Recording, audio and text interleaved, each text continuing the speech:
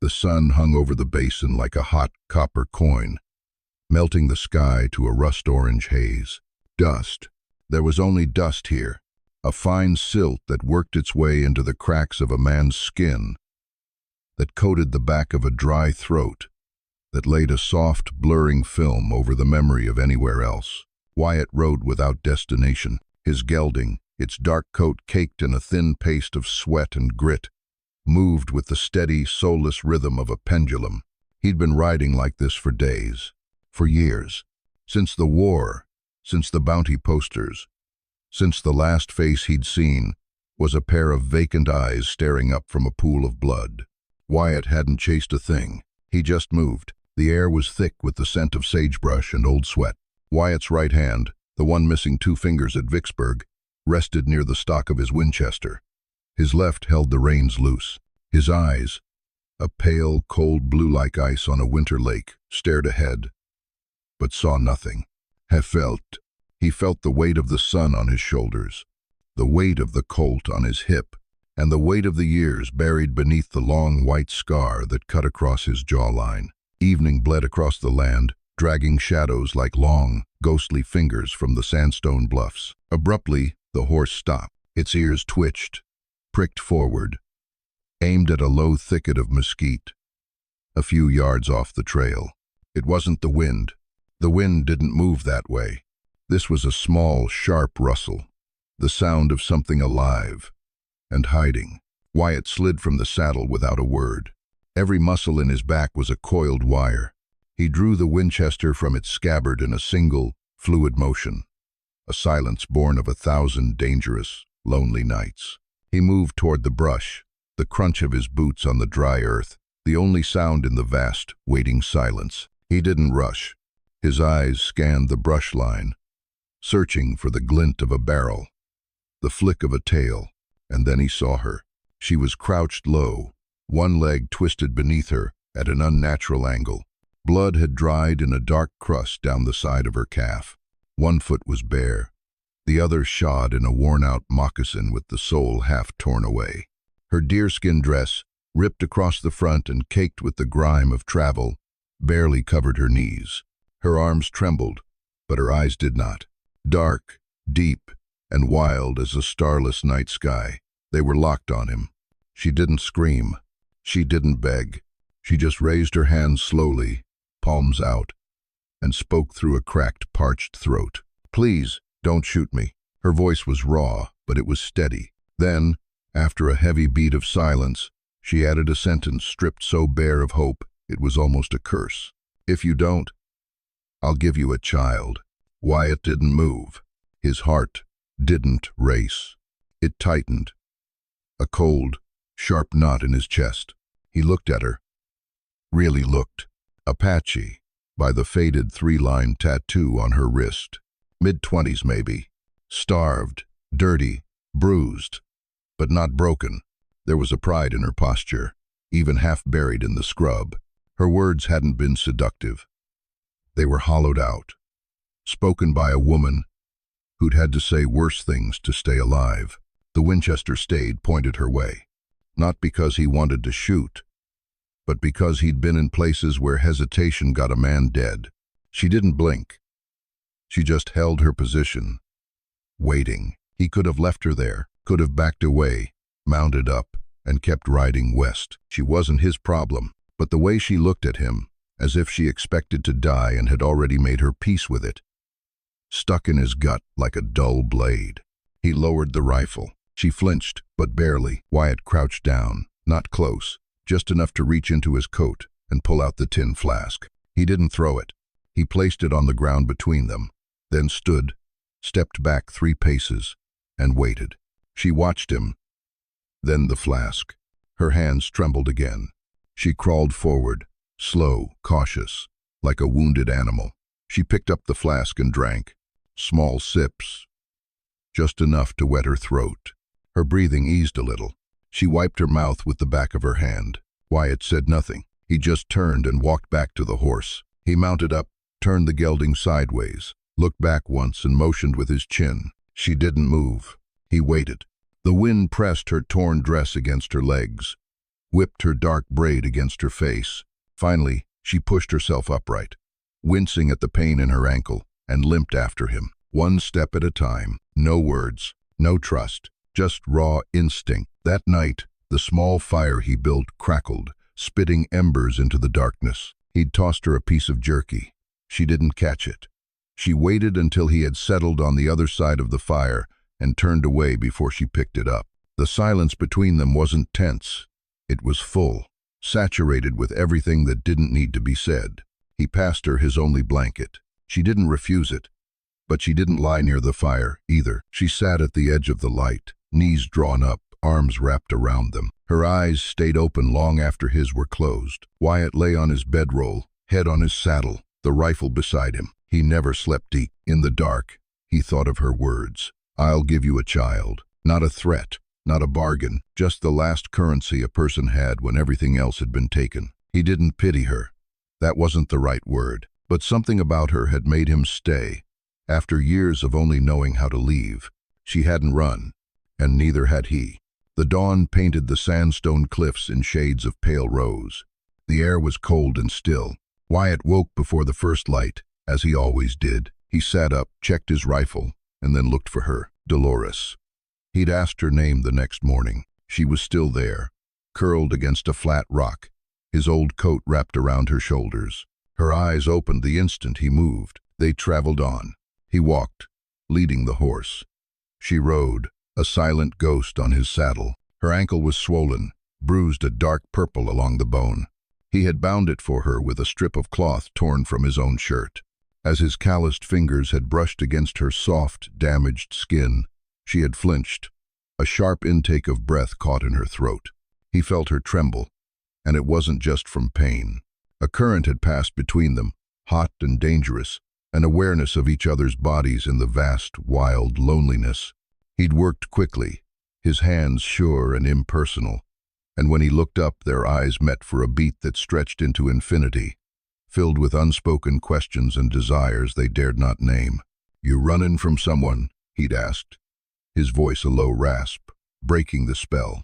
She'd looked away. "Traitors. 3 of them. They got drunk by the river. They comin' after you?" They tried. Her voice was sharp. "I lost them in the canyons." He knew men like that, men who saw a woman as chattel, a thing to be used and discarded. A slow, familiar anger burned in his chest, a thing he'd long tried to bury. Days later, they found the tracks by a dead campfire, footprints pressed deep into the dirt. Dolores went rigid. Her eyes narrowed. "Moccasins," she whispered. "But not mine." Wyatt knelt, tracing the edge of a print with his finger. 3 men. Big. Passed through a day ago, maybe. She swallowed hard. Them, but these weren't just traitors. He could feel it. There was a relentless, cruel efficiency to the way they moved. He stood, scanning the ridgeline. "If they circle back, we'll know. Will you? Will you fight them?" she asked, her voice trembling slightly. Wyatt looked at her, at the deep, dark pools of her eyes, at the fierce resilience hiding behind her fragile frame. He saw in them not just fear, but a flicker of desperate hope that was tethered to him. The one man who hadn't looked at her and seen a price tag. "Yeah," he said. The word was simple and absolute. It was a promise. They found refuge in a shallow canyon, a defensible pocket of shade. As she soaked her swollen foot in a trickle of cold creek water, the late afternoon sun slanted down, turning her wet skin to gold. She had pushed her dress up just past her knees, and he found his eyes lingering on the curve of her calf, the slender line of her ankle. He looked away, his jaw tight. This was a complication he didn't need.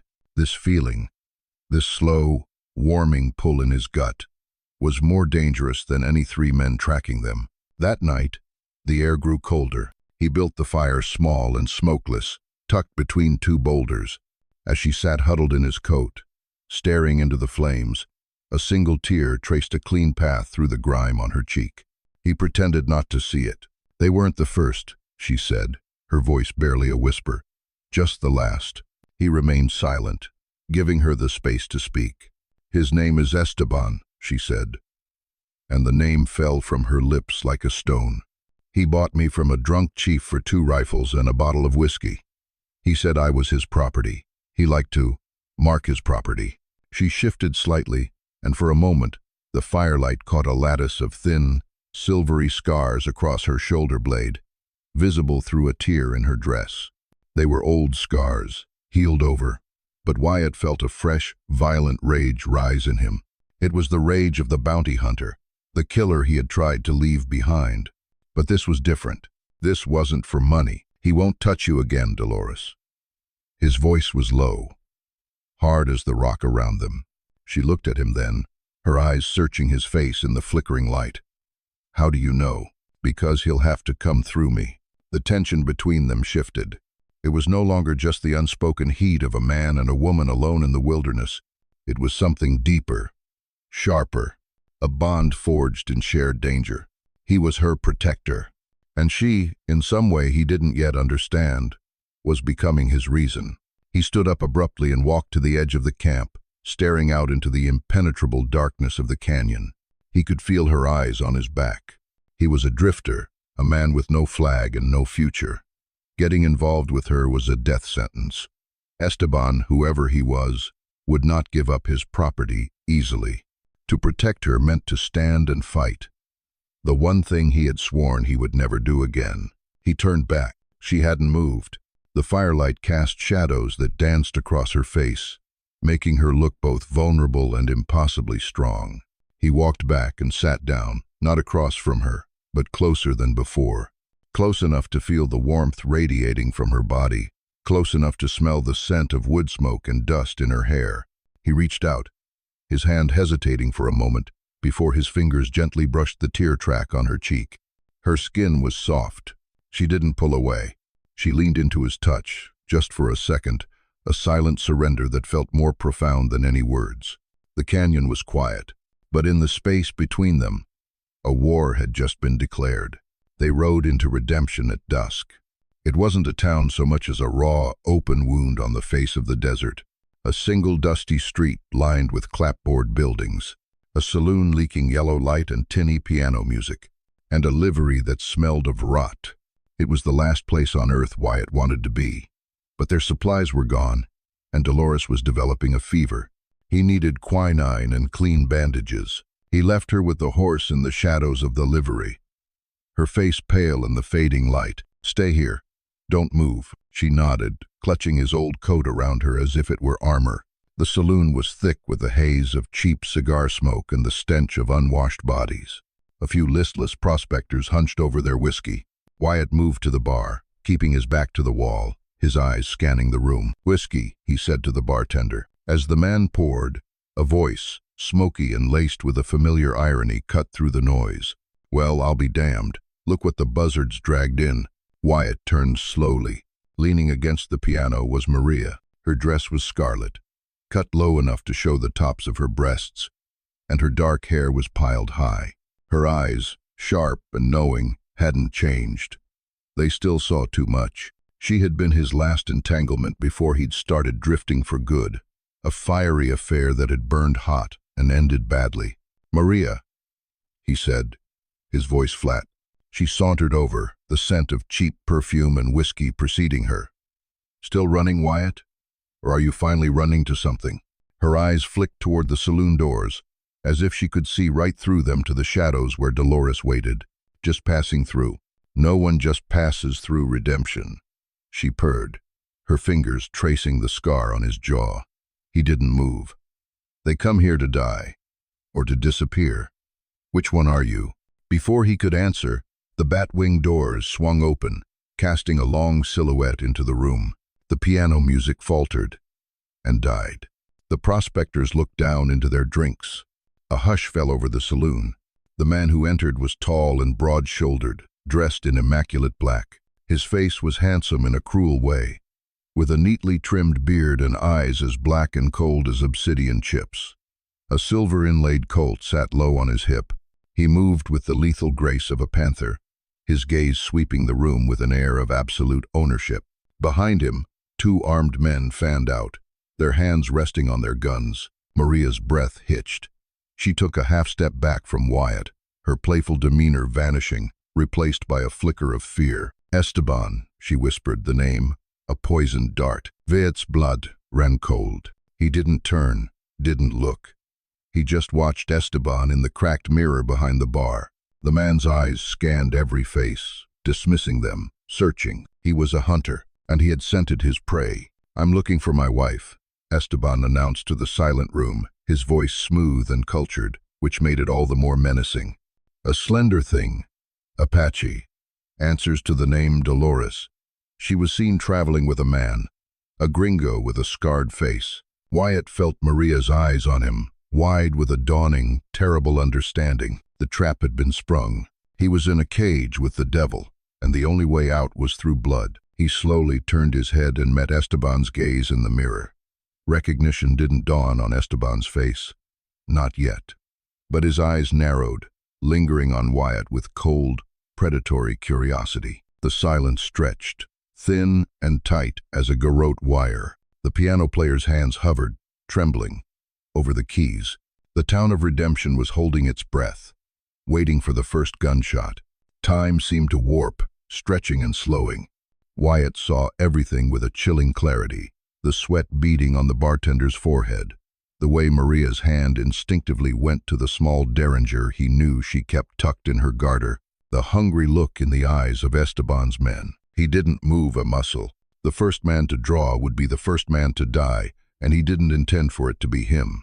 Esteban took a slow step forward, his polished boots silent on the dusty floorboards. "You fit the description," he said, his voice a silken threat. He was still looking at Wyatt's reflection. "Have you seen such a woman?" Wyatt took a slow sip of his whiskey, letting the burn slide down his throat. He placed the glass back on the bar with a soft click. "Can't say that I have." A cruel smile touched Esteban's lips. "A pity. There is a handsome reward." He finally turned his body to face Wyatt directly. His eyes raked over Wyatt's worn clothes, the missing fingers on his hand, the Winchester leaning against the bar. "You look like a man who could use a reward. I look like a man who wants to be left alone." The tension snapped. One of Esteban's men, a burly man with a pockmarked face, took it as a signal. His hand dropped to his gun, but he was slow. Years of instinct and bloodshed had made Wyatt faster than thought. Before the man's gun had even cleared leather, Wyatt's Colt was in his hand, the barrel spitting fire. The explosion was deafening in the small room. The pockmarked man grunted, a look of surprise on his face as a dark stain blossomed on his chest. He crumpled to the floor. Chows erupted. The second gunman drew, but Wyatt was already moving, kicking a table over, using it for cover as a bullet splintered the wood where his head had been. Maria screamed and dove behind the bar. Esteban, impossibly calm, drew his own silver-inlaid pistol, not with panicked speed, but with deliberate, lethal grace. Wyatt fired again, shattering the mirror behind the bar. Glass rained down. He rolled, coming up on one knee, and saw the second gunman aiming at Maria. He didn't hesitate. Another shot, another body hitting the floor. Now it was just him and Esteban. "Impressive," Esteban said, his voice calm amidst the ringing in their ears and the smell of gunpowder. "But she is mine. You cannot have what belongs to me. She doesn't belong to anyone." Wyatt snarled, his voice a low growl. From the corner of his eye, he saw movement outside. Dolores. She had heard the shots. She was standing in the street, framed by the saloon doors, her face a mask of terror. Esteban saw her too. A triumphant, possessive gleam entered his eyes. "Dolores," he called out, his voice dripping with venomous sweetness. "Come to me, my love. This foolishness is over." She didn't move. She just stared, her eyes locked with Wyatt's. In that single, silent glance, everything passed between them, the fear, the desperation, and a defiant, unbreakable promise. He gave her the slightest shake of his head. It was the opening Esteban needed. He fired. The bullet tore through the muscle of Wyatt's left shoulder, a searing, white-hot pain. Wyatt grunted, stumbling back. Esteban advanced, a predator closing in for the kill. But he had underestimated Dolores. She didn't run. She screamed, a high, piercing shriek of pure rage. and threw a rock she'd snatched from the street. It was a desperate, hopeless gesture, but it worked. The rock struck Esteban's shoulder, not enough to injure him, but enough to startle him, to break his concentration for a fraction of a second. It was all Wyatt needed. Ignoring the fire in his shoulder, he brought his Colt up and fired. The shot was true. Esteban staggered back, his hand flying to his gut, a look of disbelief on his handsome face. He looked down at the blood spreading through his black coat, then back up at Dolores. "You," he whispered, then crashed to the floor. Silence descended once more, thick and heavy. Wyatt pushed himself to his feet, his arms screaming in protest. He walked over to where Esteban lay, kicking the silver pistol away. It was over. He turned and limped out of the saloon. Dolores ran to him, her hands hovering over his wounded shoulder, her eyes wild with fear and relief. "Wyatt," he grabbed her arm. "We have to go. Now." The whole town would be on them in minutes. He stumbled toward the livery, leaning on her. They had won. They had survived. But as he pulled himself into the saddle, a wave of dizziness washed over him. The world tilted, the edges of his vision turning dark. He clung to the saddle horn, the blood from his wound dripping onto the dusty ground, forming a single crimson teardrop in the dirt. They were free, but they were wounded, bleeding, and a long, dark road lay ahead. The world came back to him in fragments, the rhythmic sway of the horse, the burning agony in his shoulder, the cool touch of a hand on his feverish forehead. They rode for a day and a night, pushing deeper into the badlands, a desolate, jagged landscape of rock and shadow. He drifted in and out of consciousness, his only anchor the small, determined woman who held him in the saddle, her arm wrapped tightly around his waist. They finally found shelter in a hidden alcove, a shallow cave carved into a canyon wall by wind and time. Dolores eased him off the horse, her movements gentle but strong. He collapsed onto the sandy floor, his body slick with sweat. The bullet was still in him, a hot piece of lead poisoning his blood. "It has to come out," she said, her voice quiet but firm. He watched through a haze of pain as she built a small fire, her hands moving with a newfound certainty. She heated the blade of his knife in the flames until it glowed red, then tore a strip from her own dress for bandages. She knelt beside him, the firelight casting a warm glow on her face, making her eyes seem even darker, deeper. "This will hurt," she whispered. He just gritted his teeth and nodded. The pain was a living thing, a white-hot serpent that coiled and struck deep inside him. He bit down on a piece of leather to keep from crying out as she probed the wound. Her touch was surprisingly steady. She was no longer the frightened creature he had found hiding in the brush. The desert, the fear, the violence, it had burned away her fragility, leaving behind something hard and resilient, as beautiful and unforgiving as the land itself. He felt the sickening scrape of metal on bone, then a final agonizing pull. He blacked out. When he awoke, the sun was high in the sky. The fever had broken. He was weak, but his mind was clear. Dolores was asleep beside him, her head resting on her arms, her breathing slow and even. The fire had died down to embers. His shoulder was tightly bandaged. She had saved his life. He lay there for a long time, just watching her. He saw the exhaustion etched on her face, the dark circles under her eyes. He saw the strength in the line of her jaw, the pride that had never left her. He was a man who had spent his life running from connection, who believed that to care for someone was to give fate a target. But looking at her now, he knew he could no longer run. She was no longer a complication. She was his compass. She stirred, her eyes fluttering open. When she saw he was awake, a slow, tired smile touched her lips. "You are alive. Thanks to you," he rasped, his throat dry. She poured some water from their canteen onto a cloth and gently wiped his face. Her touch was no longer hesitant. It was intimate, possessive.